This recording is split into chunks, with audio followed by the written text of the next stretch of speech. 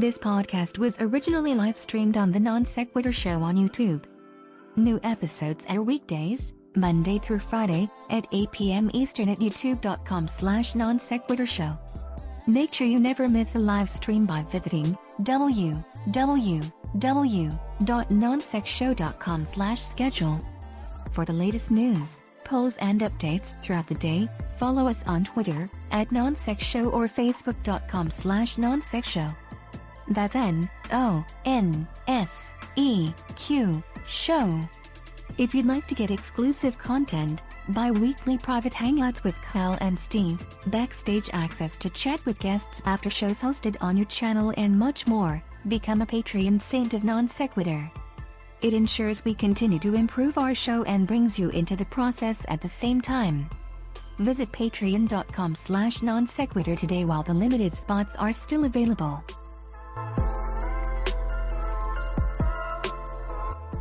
The following podcast is intended for those who believe bold ideas are righteous, unique perspectives are gospel, and strong opinions are sacred.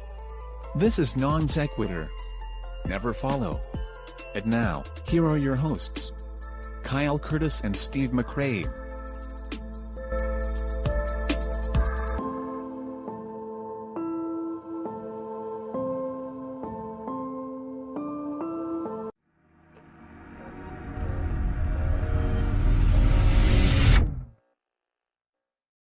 Non-sec show. Hi, everyone. Tonight is going to be fantastic. I am already in love with our guest tonight. And after the last 2 nights of intense conspiracy and the death penalty, we need a night of just the sexiest voice on the planet. Iseth, welcome, and thank you for joining us. Hi, everyone. We were just talking before we came on, Steve. She said that a name being a dragon. Do you want to address that before? Well, first, are you going straight for her voice? Is that what you're letting us know, that you'll go straight for her voice? If she could detach her voice from her obviously married body, we just wanted the voice, right? So, okay, right. That's cool. No, there might be there's nothing wrong with that it would split off, and we could get the number then. So. Totally. It could be becoming a life of a form of its own. See, a named dragon isn't actually a dragon. Now, I'm still not convinced he's not polymorphized and he's not doing some kind of spell to show his true image. But, I'm going to give him the benefit of the doubt and just think that he's human for now. But he says he's not a dragon. He's not a furry. He's not a dragonkin or any of the above. So. We should probably explain that to, you see, it is good to be a human in a civilization where only humans get to have human rights. The moment the dragons get human rights, we can talk about it again, no? Well, yes, but that's where it begins, though, because Steve argued, actually, on a previous show that Inane was actually a dragon. Like, Inane thought he was actually a dragon. He was like, those people that self-identify as animals. Like, there are people who do that, yeah. Yeah. Well, here's the reasoning. Here's the reasoning. I do know a guy named Opal Dragon who does identify with dragonkind, and so I thought with the name Dragon, he was one of them. So yes, it was an error on my behalf. But when I went to go look at the rules of the dragonkind, I didn't find anything that prevents a dragon from having to necessarily not divulge the fact of the dragon. So he could be lying, right? And by the way, human rights tend to.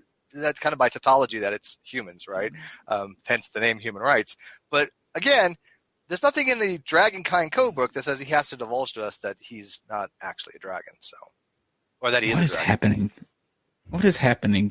I've read the rules for the Dragonkind. They have them. They're like 39 of them. I don't even want to know. So we actually have another guest that's going to be with us in about 15 minutes. So we figured we would come on and just get to know Iseth a little bit, because she's a lovely person, and we were getting to know a little bit about her nationality and origin story a few minutes ago before the show started. And before we kind of jump into that, did you get a chance to watch the conspiracy debate last night? Me? Sure. Yeah, because I clearly watched it. I was there, so I think he was referring to you. Yeah, no, I didn't manage to watch it all. I'm a busy person, but I did, bump in eventually, and I watched like good chunk of it. Well, we are the what's the word? We're quite popular today in a very unpopular way. We have gotten several. Steve, how would you phrase this? The love that we've gotten today. Nutters. Yeah, it's they're very very tinfoil hattish, but I didn't you got know a lot that we of could family, ever. basically. Sure, and usually what happens is we get very lovely feedback most of the time until we do a flat Earth debate. When we do a flat Earth debate, that like opens the floodgates, and you have all of these flat Earth trolls coming in and just spouting off at the mouth the entire time. I didn't think that there would ever be something that would top that, but we finally found an issue that pisses people off more than flat Earth, and that is Sandy Hook. I see.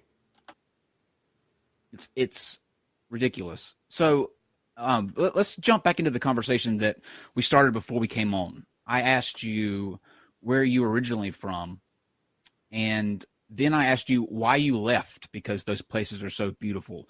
Do you kind of want to give a summary of the rundown that you gave me? Because I think it was quite poignant. I will water it down, because publicly I'm not as vocal as privately. What it is, in a nutshell, is that when you live in a place, you get to see the good parts of the place and the bad parts of a place. And when you are just a tourist somewhere, when you're just there for a short period of time, even if you have an internship there or something, you don't necessarily get to experience the bad things about the local place. For example, if you make vacation in the Netherlands, in Amsterdam you can smoke weed and everything is jolly. Maybe you get pickpocketed and there you go. There are many things that you do not see on the surface if you're just there as a tourist. The same thing in Italy. Italy has beautiful places, beautiful cities, many, many things that you don't see if you don't necessarily live there.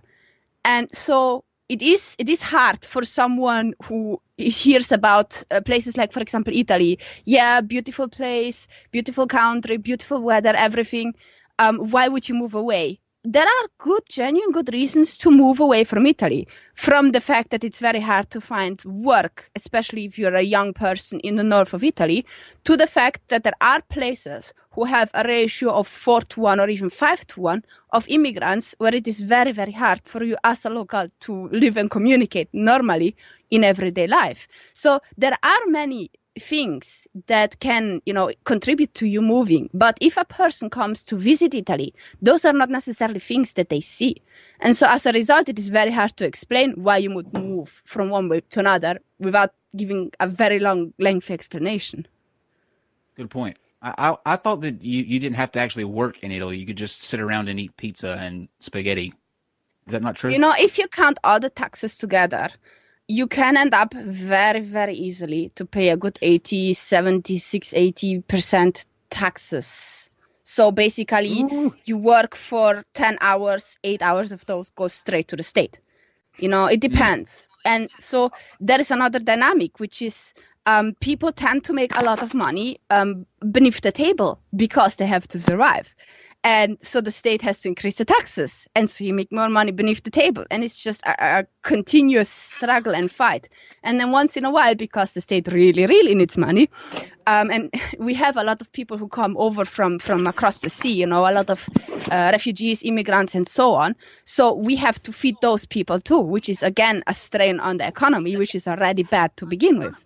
And so when the state really, really, really needs the money, they say, okay, now we know that for 10 years you didn't pay your bloody taxes. If you pay a tenth of your taxes now, we will forgive you the 10 years in the past. And then, everyone just pays quite a decent amount of money, and then they have peace again for a couple of years. So it's a very, very interesting society. If I was in Italy, all I would do... I'm gonna. I can't even try to talk like her. But if I was in Italy, all I would be doing would be riding around in gondolas, drinking wine, and eating cheese, like any proper Italian person should be doing. Hey, Eric. Yeah. Eric. Hey, how's it going? I was wondering somebody was gonna. What's up, buddy? We weren't ignoring you, by the way. Nobody bothered to say hi when you came in. How disrespectful are us? We're so sorry. Listen, with that accent, we can't help it. Okay, You blame us? Just she's gonna steal the show. I mean, that's just one of those. I came in and I already heard done, and I Eric. just kept listening. Yeah. So now that we're all here, let's take a second to introduce yourselves. Tell everybody what you guys do, where they can find you, follow you on your social media links, all that good stuff. And we will, of course, start with ladies first. So, Iseth, whenever you're ready. Iseth Original. Iseth Original is original, however you want to spell it. I'm somewhere there in the chat if you can see me. I guess you have the link somewhere below, right? To my YouTube channel at Iseth Original on Twitter. And yeah, just look up the name. You'll find me somewhere. Okay. Somewhere. I don't know. Yeah, I make usually I try to make debunking videos and stuff. I was quite busy with Islam for a very long time. Now I just kind of tried to take a break and I went for like more alien stuff and other stuff. And eventually I will get bored of that and I will jump back to Islam. I don't know. So for now, I make that. Perfect. Okay. Cool. Eric? My turn. Okay. So, yeah, my name's Eric. I do quite a few different things, actually. So my main YouTube channel, I do, my kind of bread and butter is textual criticism videos. So I like to study the history of the Bible and the manuscripts from which they came and try to understand why there are subtle changes between the translations, obviously. But I also do other things as well. I do general apologetics. Those have kind of dwindled because I went into filmmaking, so I've been most of my time on that. So I have another YouTube channel called Eric Flores Visual Productions where I post like my short films and motion graphics and stuff like that. And then I have a third channel that I do mostly beer reviews on. So I started on YouTube doing beer reviews and then it just kind of all these different things. So a while ago, I split the channels up into 3 different channels. And I'm a broadcast journalist by trade, so I do video stuff for a living. And I love filmmaking, I love beer, but ultimately I love Christ. I'm a Christian, so that's what's most important to me, which is why I enjoy conversations like this when I can, when I have time for it. I don't think I really have anything else. Wow, you've gotten to be a pretty busy guy lately then, man. Holy cow. Drinking. I'm glad you're doing good on your Isn't channel. it sinful? I want to be. Did you say you do beer reviews or gear reviews? Beer reviews, so like actual alcoholic beer. Awesome. Well, yeah. Okay, so let's see if we can get a handle on what you actually believe in terms of the, like if you take the Bible literally or for allegory, metaphors. So I'm actually a little confused right now. Are we live right now? We are. Yes, we are. Okay. Welcome to the NonSequitur show. Yeah, we go live at 8. I'm not used to this new thing that we got going on here. Okay. Yeah, it's a new layout. But what we do is we go live at 8, and we knew that you were going to be a little bit late, so we were just kind of talking amongst ourselves until you got in. So thankfully, you didn't say anything that you shouldn't have said. Yeah, you should hear him off air with the things he says. Yes. No, I'm kidding. What? I'm kidding. So just for like really quick, am I able to like share this link that's on here to like my social media? Yeah. I'll give you the video description link. Not the link that we gave you is for vMix to join, but I'll send you via email the link for the video. Okay. All right. Cool. All right. So you want to start out with what I believe, right? Is that correct? Sure. Okay. So first, I would like just kind of a simple question so that I can kind of respond to it as far as what exactly it is you're asking. Okay. You have a question for me? Or? I think no. I want like for I want to know exactly what it like is you're textual asking. criticism. Oh, or the inerrancy of the Bible, things like that. Yeah, the inerrancy. Do you take the Bible as 100% literal from the story of Adam and Eve to Noah's flood, or do you take them as just stories that were passed down for metaphors and a way to kind of communicate with everyone? Got it. Yeah. So the actual question itself, and I'm sorry, I'm going to kind of try to do 2 things at once.